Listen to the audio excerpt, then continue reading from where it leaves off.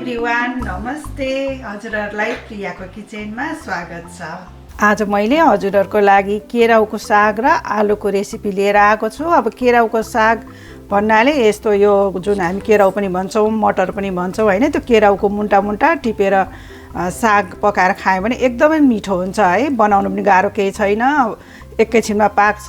अब बनाउन सुरु गरौँ है। मैले हिट अन गरेर ओक राखिसकेको छु र ताती पनि सकेको छ। अब तेल राखौँ यसमा। अब आफूले कतिको तेल खाने त्यो अनुसारले तेल राखौँ। अब जिरा झानिदिउँ। मैले यसमा चाहिँ अब आलु राखेको छु हैन, त्यसले गर्दाखेरि जिरा राखिदियो भने एकदम मिठो हुन्छ। जिरा राखिदियो पहिला। दुईटा सानो क्लोव्स लसुन पनि काटेर राखेको छु, यो पनि राखिदिउँ।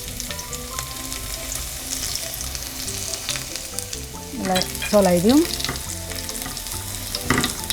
दुईटा सुके खोर्सानी पनि झानिदिउँ। थोरै प्याज काटेर लिएको छु, यो पनि राखिदिउँ।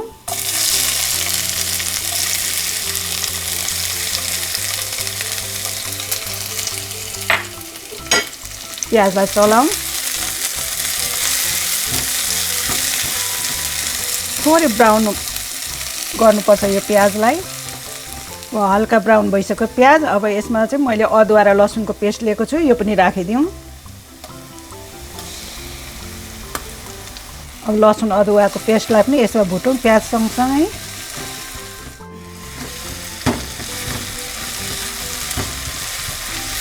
अब जिरा धनियाको पाउडर राखिदिउँ। खोर्सानीको पाउडर हालिदिउँ। बेसार पनि राखिदिउँ। यो सबैलाई अब भुट्नुपर्छ मसलालाई। अलिकति थोरै पानी राखेर पनि मसला भुटौँ।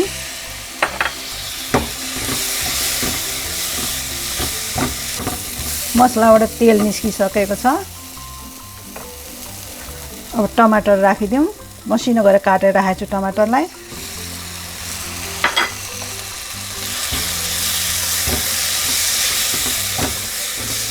थोरै पानी राखेर यो टमाटरलाई राम्रोसँग पकाउँ।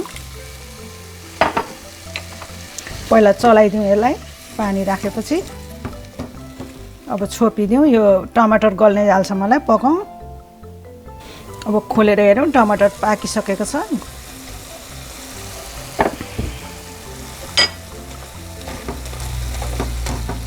अब यसमा आलु राखौँ। आलु चाहिँ मैले ताछेर काटेर पखालेर यो पानीमा भिजाएर राखेको छु।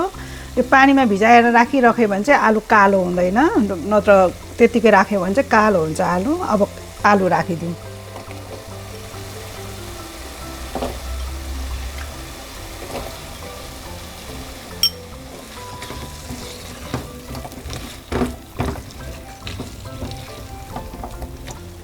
अब आफ्नो स्वाद अनुसारको नुन राखौँ। अब यसमा हामी साग पनि राख्छौँ हैन, त्यसैले गर्दा साग र आलु दुवैलाई पुग्ने गरी नुन राख्नुपर्छ।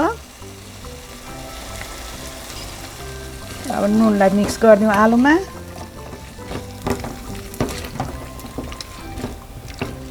अब यो आलुलाई चाहिँ हामीले 3-4 मिनट यो मसलामा पकाउँ।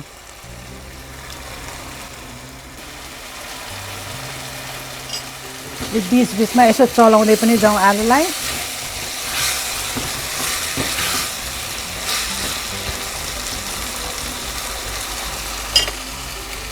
यसलाई एकैछिन 2 मिनट जति छोपेर पकाउँ। अब 2 मिनट पनि भइसक्यो। आलुलाई चलाउँ। अब यसलाई एकछिन खुल्लै भुटौँ। अब यो केराउको सागलाई चाहिँ मैले पखालेर मसिनो गरेर काटेर राखेको छु। अब यो साग राखिदिउँ।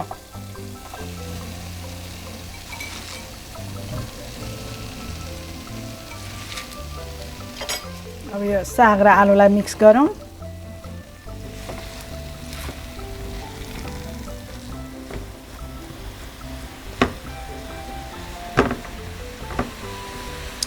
अब यो केराउको सागमा चाहिँ पानी कम आउँछ हैन, त्यसकारण अलिकति पानी राखेर चाहिँ छोपेर पकाउनुपर्छ हामीले।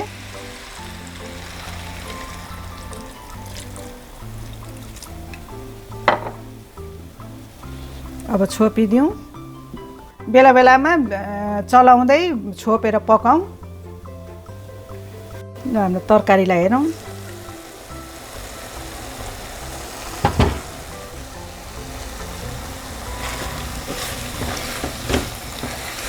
हाम्रो आलु र यो केराउको साग पाकिसकेको छ। कस्तो राम्रो भएको छ हेर्नुहोस्।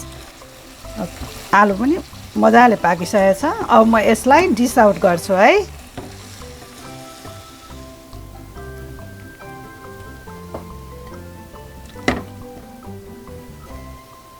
ल अब हाम्रो यो केराउको साग र आलुको तरकारी तयार भयो।